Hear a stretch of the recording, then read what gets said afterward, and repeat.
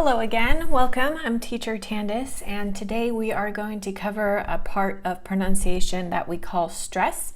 Last time we talked about word stress, and today's lesson is going to be on sentence stress because both of those things are important.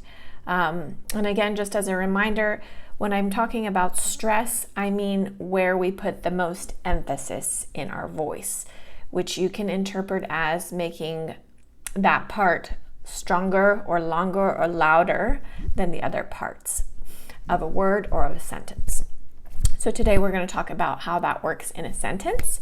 So when does your voice get the most emphasis in what parts of the sentence and what words do we raise our voice or make our pitch louder or stronger? So there's three basic rules for stress in a sentence.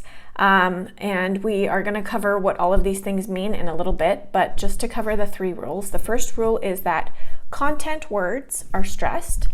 The second rule is that function words or structure words, you can call them either way, are not stressed. And then the third rule is that the time between stressed words is always the same. So it doesn't matter how many unstressed words we have between the timing is going to be the same. They're going to be short and unstressed, of course. So what are content words and what are function words or structure words? Content words are, you can think of them as being the important parts of a sentence.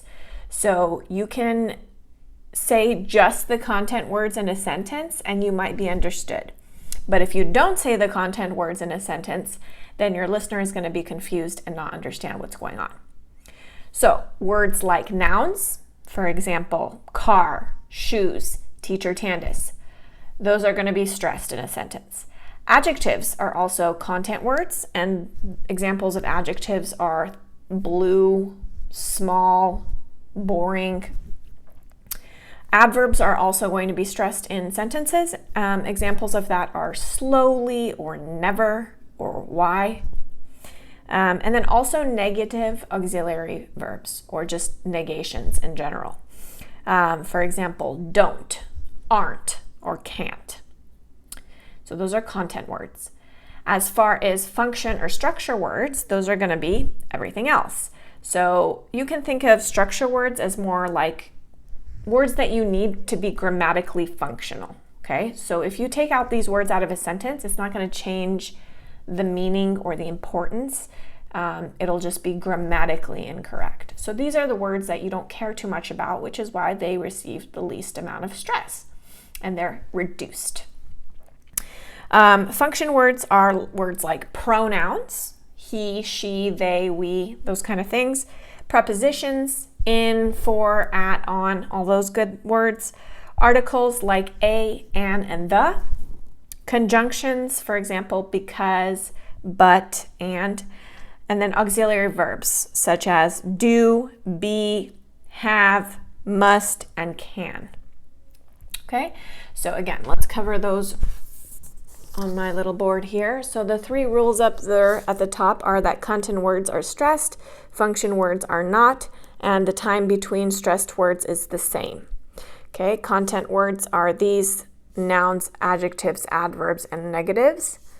And function words are pronouns, prepositions, articles, conjunctions, and auxiliary verbs. However, there are exceptions. For example, when you want to correct some kind of information. For example, if somebody says to you, they've been to Paris, haven't they? You can respond and say, no, they haven't been to Paris, but we have. Okay? So though you're stressing those two pronouns, they and we, it's because you want to express that something was incorrect or to put emphasis on something that is comparing, right? I'm saying, no, they haven't, but we have. Okay? So in that case, in those types of cases, you would stress the words that are necessary to make those comparisons or those corrections in information.